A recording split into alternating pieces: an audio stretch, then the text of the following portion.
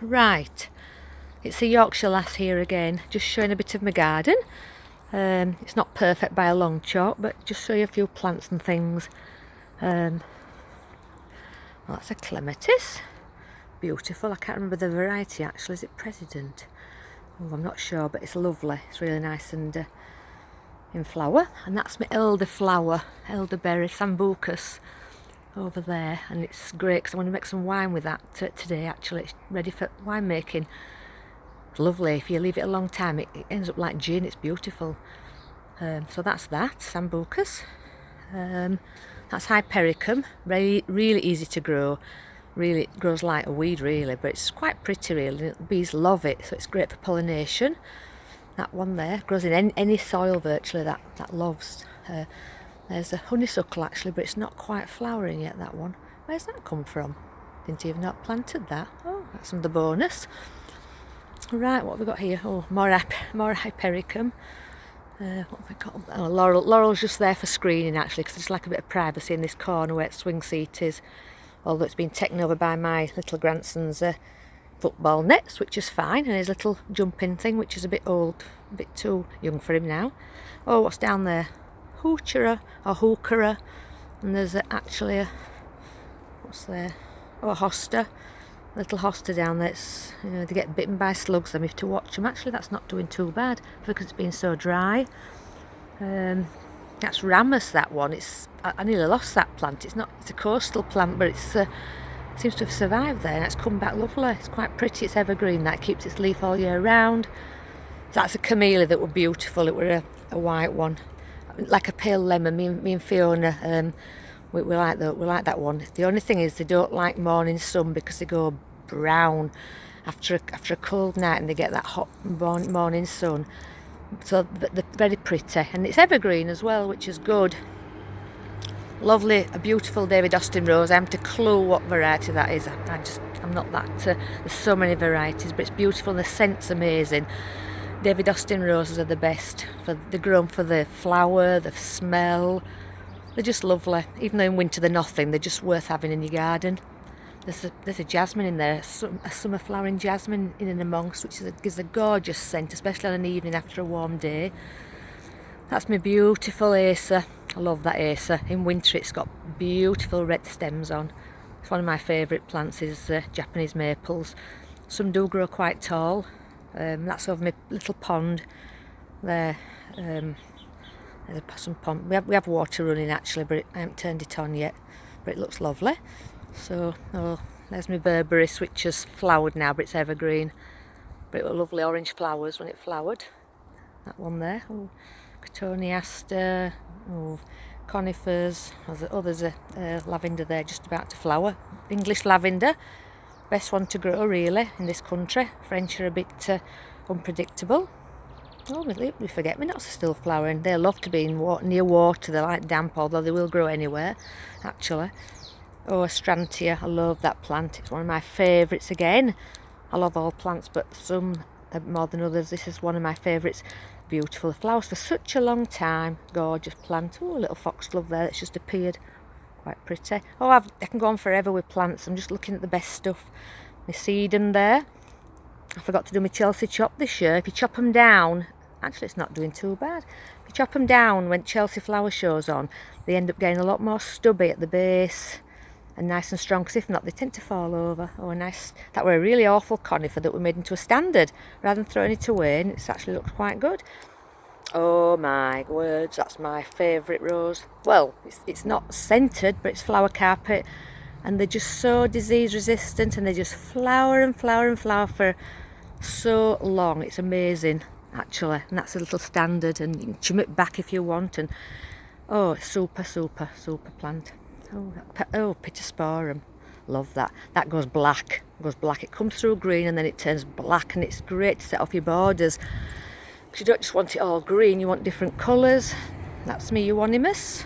That's another ever yellow, evergreen they call it, but it's ever yellow, which is really good. Potentilla. Now that's a cornus actually, but I should have cut it back in spring. I'm leaving it this year, but I shall cut it back. But it's lovely for the lovely winter stems on that. And it's once it gets going, that grows. Oh, what have we got down here? Oh, lots and lots of, oh, what's that called? A Japanese anemone. They flower later on them, and they do take over if you're not careful. I'm always digging it up, but it's nice for late colour, lovely. Another astrantia. Wow, that's I don't know how many years old. It was given to my husband from a neighbour. You know, who used to do the garden, and she's moved down to Wales, and she gave it him, and it's been beautiful. I must separate it this year. I'm going to give some to Amy. Amy wants some, and anybody that wants any. Yep, that's lovely. Astrantia. Another euonymus there, but it's like a emerald and gator. It's a grey foliage, which again, it's nice to add a different colour in your garden. Leicester over there, which is I'm not sure if I like that or not really. It's okay. It's not my favourite. Oh, hamamelis at the back, gorgeous in winter. Oh, look at that catinus. Oh, that lovely catinus smoke bush. That's just lovely. Another one of my favourites. Oh, that were ribes that's finished. OMG. Now this is actually my favourite completely, because Philadelphus, mock orange, it's just gorgeous. The flower, the scent in that, and the flower, it doesn't last long, but you've got a couple of weeks when it's just, oh God, your garden smells amazing. Oh, my lovely. I love white flowers actually. I do like subtle colours, although I don't mind a bit of colour, but I prefer more quite serene colours, you know, the ones that sort of make you feel nice and calm. I find a lot of hot colours make me a bit too, I'm already hyper, me, as everybody knows, so a nice bit of calmness I just like, but I do like shots of different shades, because really your garden needs to look nice all year round. Right, what we've got there now? God, I forgot the name of that. Oh my God, that's so common plant, it's gone. I'll have to come back to you, that yellow plant. Oh God, begins with L. Lysimachia. Grow everywhere, but again, I don't mind that bit there, it's quite nice. Buddleia, butterfly bush. Oh, all them butterflies will be coming on there soon. There's my pyracantha, firethorn. Great for hedging, screening. It's lovely because it's evergreen, it gives berries, flowers. Yeah, it's got everything going for it. You can trim it back, you can hack it back and do what you want with it, and it's just nice. Wallflowers, erissimum. Bowls mauve, that one, it's that purple. That flowers all summer. It's like a short-lived perennial, but it's lovely for long flowering. My aqualia just finished at the back. I've got a pear there, and I've actually got a few pears on. Not many, but I think they're a bit too dry. I think they've dried, and we haven't watered. You know, obviously we've tried to water, but it's been a difficult one this year. Malva, I quite like Malva. It's very easy to grow. It's like it'll just self-seep, hopefully, or it might lose it. We'll see. If it's right conditions, that's just coming into flower. That one there. Hebes, taking them or leave them, Hebes really, but they're all right. They're okay. There's some nice, better varieties than that. But summer flowering jasmine, pink flowering that one, just about to flower, and that were really poor. It's come lovely. A rose, sorry about that rose, it's a David Austin standard, I've forgotten what it's called, but it were really, to be quite honest, it were a throw out job. I just donate, just pay it cheap, and it were like nothingness. Anyway, it's beginning to pick up a bit, but I must admit it's desperately need a deadheading. Sorry, I've missed that one. Another rose, climbing rose behind there again. I haven't been this bit. I must get tattle on this at some point. Rose, that's actually called You're Beautiful, that rose. I got that when worked at Armitage's at Birch and Cliff, and it's lovely. It doesn't really have much flower, but it's quite a nice flower really. But again, it needs deadheading. Sorry. My cranesbill, my wild geranium, that's doing well. Well, it's nearly, has it just finished flowering? I'm not sure if it's just finishing. I think it's just finishing actually, yeah. I missed that. We've been on holiday. Missed that one. But it's alright. It's a bit thuggish at times, but it's okay. That's another erissimum, because I like them for flowering for a long time. Oh, that's a lovely deciduous azalea. It's gorgeous, but we moved it and it's suffered a bit, but I think it'll be okay. It's a bright orange. I think it's called Fireglow, I think. I'm not sure. Another campanula that's just about to flower. Pyrrhus has been lovely, but that's finished now. Oh, this honeysuckle smells. You can't smell it because that is just about going to. Well, no, it's got some flowers on still to come. Oh, I love this. On the night, that smells amazing, especially with warm weather. Keep it somewhere near where you're sitting. It's just a lovely. I think Lanista has to be my favourite plant. So many. Oh, look, another hydrangea there, blue on that one. Yeah, that's a nice azalea that's pink. It were bright pink. It were a bit like a duck out of water, but I don't mind it. I've grown to quite love that, but it were a right striking pink, and it was just to give me a bit of headache, but it's okay there. You've done well for me, haven't you? Yep. Right, what next? Oh, foxgloves, some more roses. Oh, this is my little hedge now. I must admit, I'm not baddies. This is my husband, Baddy. Planted that tiny little plants how many years ago, and it's and he's right good. He does right nice shapes. So yeah, it's lovely. I don't have to grow it tall. The thing is about box, they can go on for if you look after them, like lots of water, give them a feed, regular trimming. But when you trim them, they always go brown because obviously you get your trimming edges. But once it picks up, it's a couple of weeks, it's lovely again, and you can do what you want with it. I mean, they live, you know, is it Elvin's Hall? Elvin's. Huge box plants, beautiful. You see them all around these big grounds.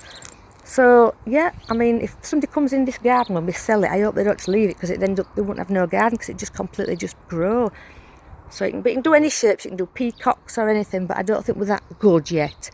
Another lovely camellia that's been flowering, pink, but there's that many flowers. It's right, quite untidy actually. So we cut it back. We didn't have many flowers on, but we're not bothered. We like the evergreen of that plant. That's my Robinia lace lady. She's lovely as well. She's right graceful, especially when she drops her leaves. It's lovely.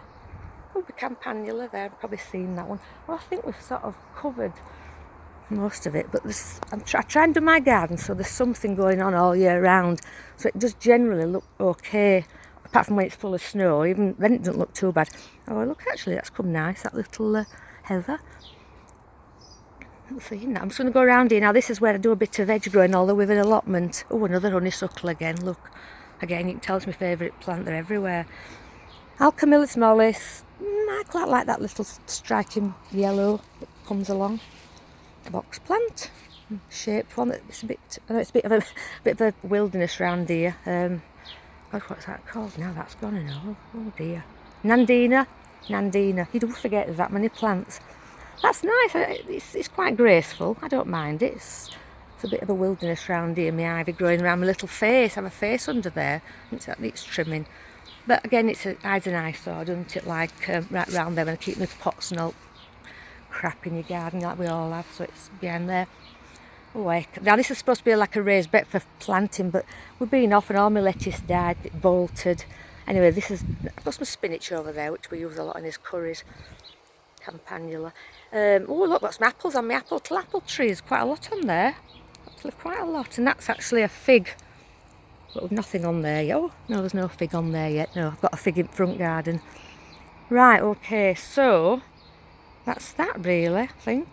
Cosmere, it's not my favourite plant, but oh look, there's a iris behind there. They like to be really, actually they're funny then, they'll grow blooming anywhere, because they even grow in water, don't they? They're alright, they don't last, flowers are just so short-lived, but they're quite nice leaf on that one. Anyway, I think I've covered it all for now, I think. There's anything else now, nothing exciting. Oh, clematis growing over that archway. What's that in there? Alstroemeria. Where have you come from? I didn't even know I got that. That's not right colour in my garden. It's a bit orange, I'm not sure. Oh, it's alright, it goes with lemon, it's okay, we're alright. Sometimes we're a bit too fussy, I think, in gardens, aren't we? I think we should just have what we like. Whatever makes you happy. Well, all plants make me happy. Mostly. Apart from, I don't like Leylandii, I think they're awful things. Sorry about that, but I really don't like them. They're my worst nightmare. I'm not right bothered about phormiums, they just take over. But anyway, they're not bad, right situations, it's okay. Right then, oh, my last but not least is my pear. That's me. Well, my friend Lee knows all about this. Lee Greenhalgh from Australia. Long story. This was growing in a doffer at Armitage's years and years ago, and they were emptying the doffer, and I think I got it for a tenner. It were only tiny. In fact, I don't know. Do you know, to be quite honest, I don't know if they just actually said I could have it. Oh God, I don't know. I can't remember. And I put a donation in somewhere. I can't remember. It's so many years ago, and it's been moved in this garden how many times. And actually, it loves it here. And what we're trying to do is we're trying to make it a bit bonsai-ish. So, again, my husband does all pruning. It's brilliant. take it higher up, so when you sat down you can actually see through the garden. I think it looks like a little ostrich. I think it's lovely. What I'd like down there is I'd like some nice mirrors, just some of these outdoor mirrors just inside that bush, because I think it'll just reflect the garden and just, because they were in a cul-de-sac and it's fairly built up. It's pretty private actually. And look, neighbours, we're very lucky to have good neighbours too. Very lucky. My neighbour's moving across the road. I'll be sat to leave. Anyway, that's another story. Right. Anyway, what I'm showing you now. What are any plants around here? Oh, little acer, climbing rose. Just pots around. Now this is just some gypsy philly and stuff growing, but that's I keep picking dead leaf off. We've moved that from front garden. Now it does look dead, but actually, well, my husband said there was some life in it, but I'm not right sure. If he dug it out, he says, oh, there's a root ball on this, but honestly there were like 2 hairs. So I cannot really see that surviving, but never mind. Oh, my strawberries. What's that called now? Oh God, I've forgotten the name of that completely. Flowers. That's Coronilla. Is it Coronilla? No. God, I've forgotten. You can't remember everything. Anyway, it flowers late on. It seems to flower for a long time. It's red, yellow flower. It's nice. That's my evergreen Armandii. They're a pain in the arse. Them. I can't seem to get it going, but it's got a bit of leaf. It's trying to come back, but it's just one of them funny things. That's not looking right good, is it? The blooming eucalyptus, it's desperate for, oh God, Michelle, what you like. I don't know what to do about you. You might have to be donated to somewhere, because I feel sorry for you in that pot. Oh, my basket. See, I can still do it. I used to do hanging baskets and containers and things, and I did this. It's grown a bit thicker at one side because it's to do with lights. They all planted at the same time. But anyway, it's looking good, but it's not quite filled out yet. But it's been pretty good as that, really. I tried to get the colour balance, and I think in another two or 3 weeks it should be completely full. That. So over a little olive tree there. That's my bay tree. Anyway, I think that's about it. Another acer. Erigium. Erigeron. Oh, another. Actually, my memory's going shocking. That flowers all summer. They're all over. Look, they're great for flowering for a long time. Them are. And this is just a little planter that Vaddy did just to make it.